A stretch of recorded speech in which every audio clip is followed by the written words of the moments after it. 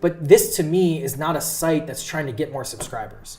Like, I know that's what they're trying to do, but it's so confusing, it's so focused, and somehow this became like what you should do in media.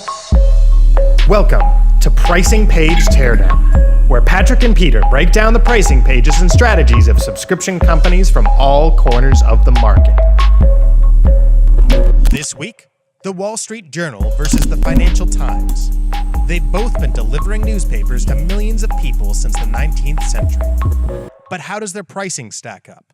Patrick and Peter, take it away. Welcome to Pricing Page Teardown. I'm Patrick Campbell. I'm Peter Zotto. And this week we are squaring off the two juggernauts of the financial media space, the Wall Street Journal versus the Financial Times, or known as FT. All right, you ready to jump in? Let's do it. Let's do it.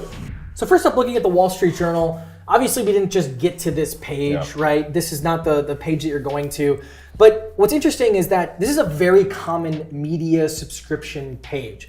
You look at, there's a lot of discounting that happens. Like, you might get a tote bag, or you might get $1 for 2 months, or something really, really ridiculously small. And then all of a sudden you have classic print, all access digital, print and digital. I like how they kind of support this with some good visuals, kind of see what's going on. But then the pricing just gets super, super confusing, right? I think that they don't really speak in the same way that like other sites do. I think they're doing this clearly for a reason. But look at this, save $117. Everything's about saving. But what am I saving the $117 on? I'm not really sure, right? And if I go up here to the All Access Digital and I hit Act Now. It's a little desperate because there's also the point, besides that, it's just like you can cancel anytime, right? Totally, and then all of a sudden it's like, I didn't even get there, right? And all of a sudden you can cancel anytime, it's $39 per month plus tax after that particular 6 months. I don't know what the 6 months is because I'm saving $117 and then the price is $39 after that.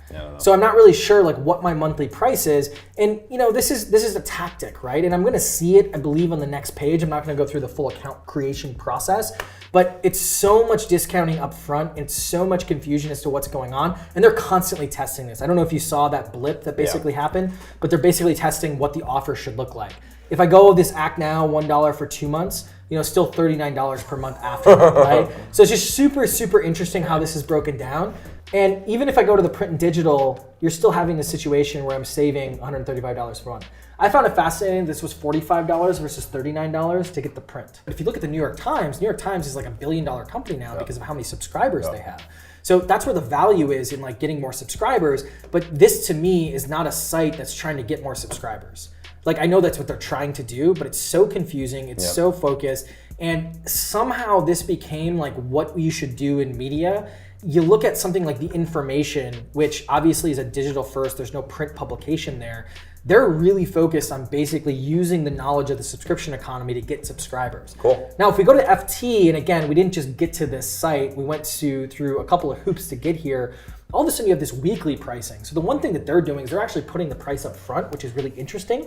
But all of a sudden you have digital and premium digital, and then there's a trial. Now, if I want to get the weekend print, I can come down here, I can get print and premium digital. It's just like so many choices. And even just researching this episode, it was exhausting to figure out what the prices actually were. Yes, $11.77 per week. Do I have to pay per month? Do I pay per week? Do I pay per 6 months? This was super confusing because even when you get into here and you put in your zip code, what ends up happening at this $11.77 per week is you start scrolling down and there's a bunch of different subscription preferences and all this other stuff, but you still don't understand what your payment actually looks like. And some of these options, I'm not gonna go through all of them, they actually force you into a yearly subscription. You can't figure out, well, did I pick the yearly? Did I not pick the yearly? It's disingenuous too, and I expect more from the Financial Times and the Wall Street Journal. Like, if this was like a zine or some like little like specific band's webpage, I think like it's okay. Cool, so well, given that, let's actually look at some data. Let's look at some data. So the first thing, let's just look at like what's going on with some baseline pricing.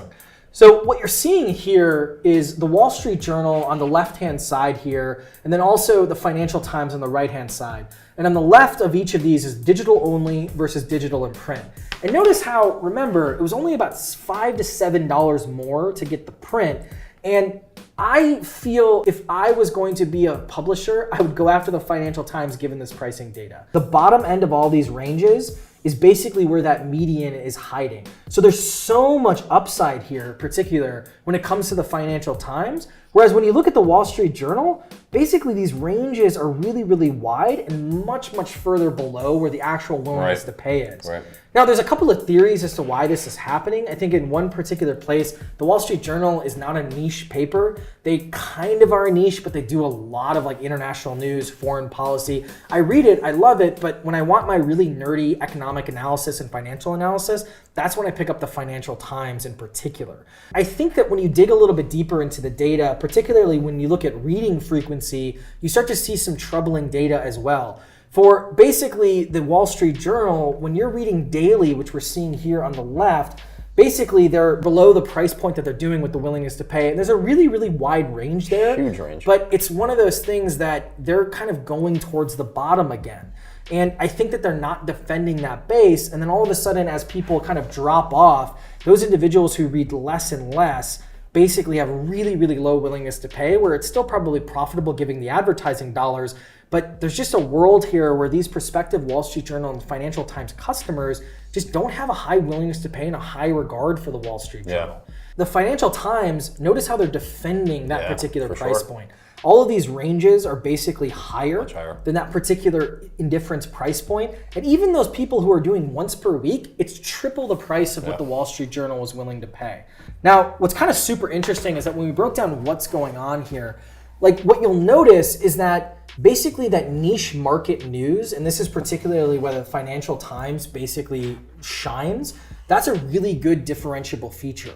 Those core features, general news and global market analysis, those core features, that's basically the bread and butter of the Wall Street Journal. So it's one of those things where like this in-depth marketing analysis up here, the special reports, that's all Financial Times all day. And so I think to me, the Wall Street Journal, and it hurts me to say this because it's been the paper that I've read for so long, what really hurts me to say is it's become too generalized of a paper. It's trying to be a little bit too much of the New York Times without the subscriber base, and then all of a sudden the Financial Times, which is really defending the niche and it's more Europe central, that's able to basically defend where that willingness to pay looks, even with the US market. And it's pretty sad here because I think that the Wall Street Journal has an opportunity, similar to the New York Times has an opportunity and some of the other companies, to really go after more of this niche market news, as well as kind of these special reports to basically boost things up forward, mainly because there's so much of that stuff to do given kind of the colorful nature of the administration.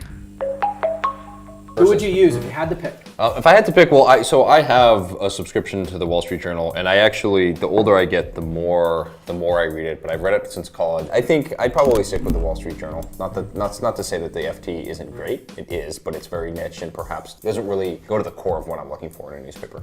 Yeah, I've read both of these since college. I don't know if I can choose, choose a darling here. I do think I probably gravitate a little bit more to the Wall Street Journal, maybe because I read that general news, because I don't read the New York Times and I don't read some of those other places regularly. Sunday Times I normally read. I think from an investment standpoint though, I feel like both are scary opportunities because media is just getting upended so much.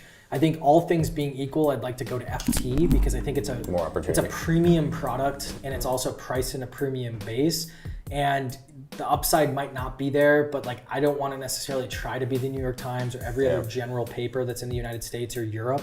I want to kind of go after a specific niche because I think there's more to exploit. There's more upside there given everything that we've seen. Both of them have quality products and I think that they're both going to survive. It's just one of those things that how well are they going to survive, which is the big thing. For sure. What's next? Next week, we are abandoning the world of highbrow financial news and we are going deep into the world of Warcraft and the world of Fortnite.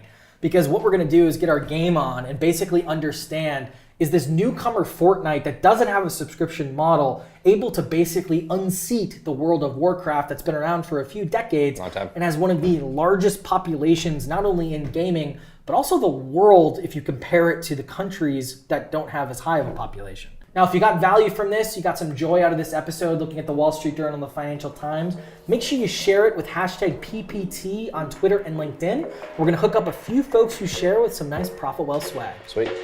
See you next time. This week's episode is brought to you by Rainforest QA. Discover problems that affect the customer experience before code hits production, and do it at the speed of continuous delivery. rainforestqa.com.